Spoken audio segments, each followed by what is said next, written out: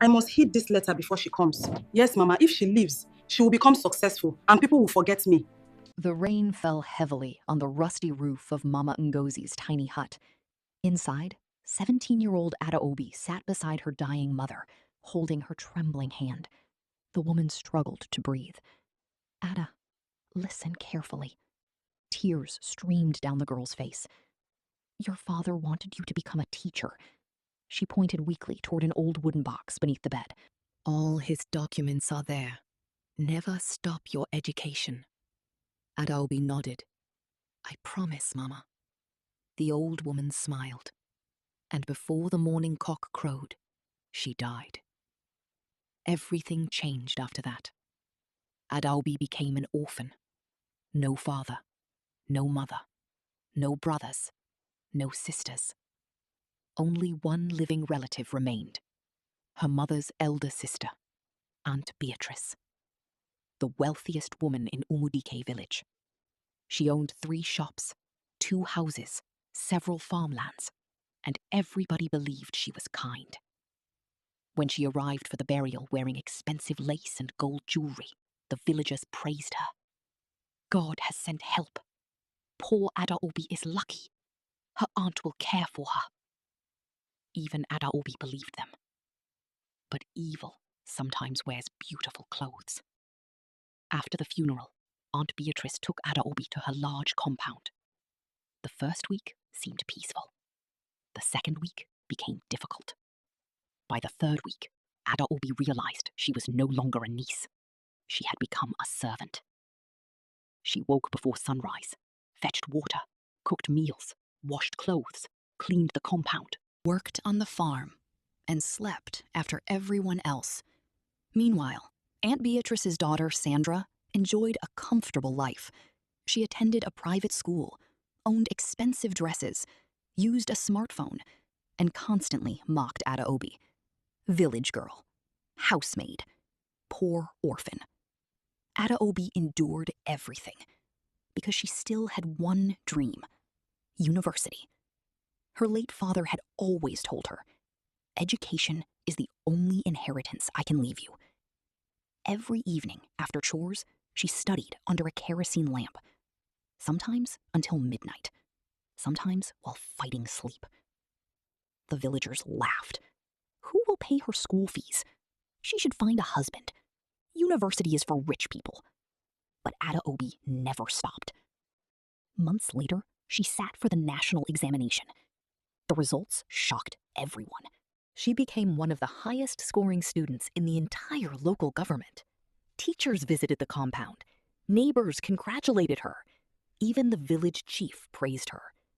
For the first time, Aunt Beatrice smiled publicly. My daughter is very intelligent.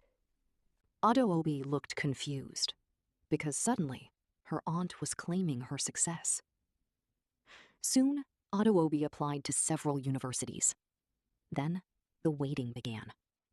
Every day she watched the postman ride into the village. Every day she prayed. Every day she dreamed.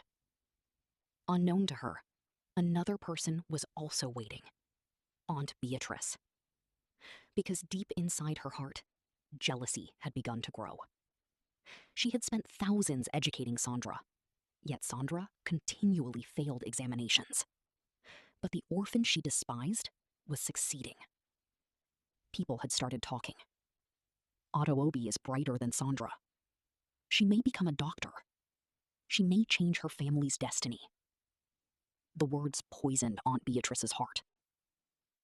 One afternoon, while Adaobi worked on the farm, the village postman arrived. He held a large envelope. University admission letter. Aunt Beatrice's eyes widened. She collected it. The official seal sat boldly on the envelope. Her hands trembled. She slowly opened it. Then she read the words. Congratulations. Adaobi had gained admission into one of the most prestigious universities in the country. Full scholarship, accommodation, books, everything covered. Aunt Beatrice sat down. Sandra entered the room. What happened, Mother? The woman handed her the letter. Sandra's face darkened. If she leaves, she'll become successful. People will forget me. Silence filled the room. Then Aunt Beatrice folded the letter. Very carefully. She placed it inside her wardrobe and locked it. That evening, Adaobi returned home covered in dust. Her eyes searched hopefully. Did the postman come today? Aunt Beatrice continued eating. No. The girl looked disappointed. Weeks passed. No letter, no message, no admission. Adaobi slowly began losing hope. Perhaps she had failed. Perhaps God had forgotten her. Perhaps education was not meant for poor girls. She cried quietly at night. Meanwhile, Aunt Beatrice watched and said nothing. But fate has strange ways of exposing secrets. One evening, an elderly man entered the compound. It was the retired postmaster. He looked surprised. Adaobi, why are you still here?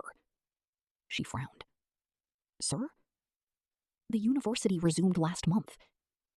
The plate fell from Adaobi's hands. What university? The old man's face changed. I personally delivered your admission letter. The entire compound became silent. Sandra froze. Aunt Beatrice nearly dropped her cup.